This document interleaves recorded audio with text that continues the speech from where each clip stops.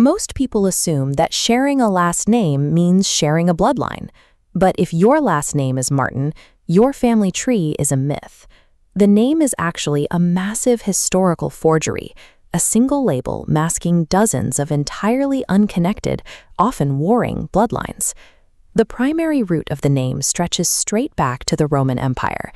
It derives from the Latin Martinus, which translates literally to of Mars, the fierce pagan god of war. Yet hundreds of miles north, ancient Germanic tribes were using remarkably similar words. In their dialects, linguistic roots like mar and tank translated to thame, gleaming, or deep wisdom. As these cultures collided, the meanings blurred together. This creates a linguistic phenomenon known as polygenesis. Instead of branching outward from a single ancestral father, the name Martin was sprouting up independently in completely isolated locations. Think of the modern surname like a massive offshore shell corporation. It is a singular brand where rival ancient syndicates inadvertently laundered their identities into one convenient shared alias. The name owes its explosive global popularity to a 4th-century Roman cavalryman named Martin of Tours. While stationed in Gaul, he famously sliced his heavy military cloak in half to clothe a freezing beggar. The event triggered his conversion to radical Christian pacifism, and he dropped his weapons for good. Because of his legendary charity, he became one of medieval Europe's most venerated saints. Parents everywhere began naming their children after him to secure his blessing. A name that literally meant warlike was now the ultimate symbol of peace. That peace didn't last.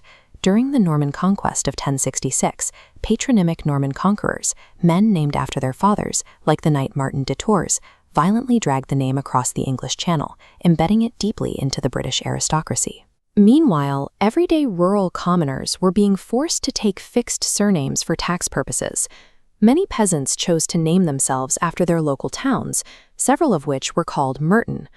Over generations, careless tax clerks phonetically mutated that identity from Merton to Martin on official records. This leaves modern English Martins with a massive genealogical blind spot. You could be the direct descendant of a fierce Norman lord, or you might simply be the descendant of an Anglo-Saxon farmer caught in a bureaucratic typo. The collision of bloodlines is even starker in Ireland. On the west coast, the wealthy tribes of Galway dominated commercial life. These powerful aristocratic merchants descended from invading Anglo-Norman crusaders, and they used their wealth to build imposing stone monuments that still stand today. Far to the north, in Ulster, lived a deeply rooted, purely indigenous Gaelic sept known as the Mac Gilla Martin, meaning son of the follower of Saint Martin. During the brutal land confiscations of the 17th century, the British forced these native families off their territory. As part of their subjugation, the complex Gaelic identity was systematically erased, stripped of its Mac prefix and anglicized down to the generic Martin. The same administrative violence occurred during the tragic Scottish Highland clearances. The fierce Mac Martins of Clan Cameron were displaced from their ancestral lands, their names simplified on colonial records as they scattered to the New World. The result is a brutal irony within the Celtic diaspora. Two people named Martin could stand next to each other today, one carrying the blood of the castle-building oppressors, and the other carrying the blood of displaced native chieftains, rendered entirely identical by the stroke of an empire's pen. That empire soon pushed the name across the Atlantic. Martins were founding Jamestown, signing the Mayflower Compact, and carving out lives in the harsh frontiers of Acadia and Quebec.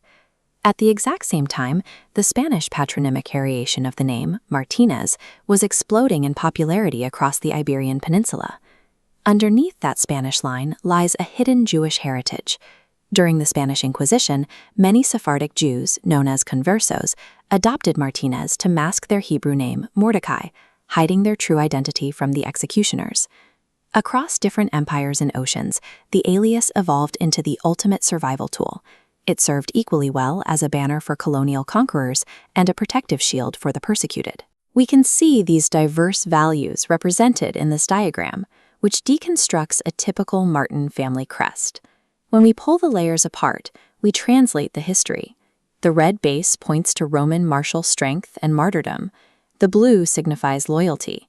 The rampant lion denotes physical bravery, and the cross anchors the lineage to the Christian Crusades. To carry the surname is to bear a name of incredible duality.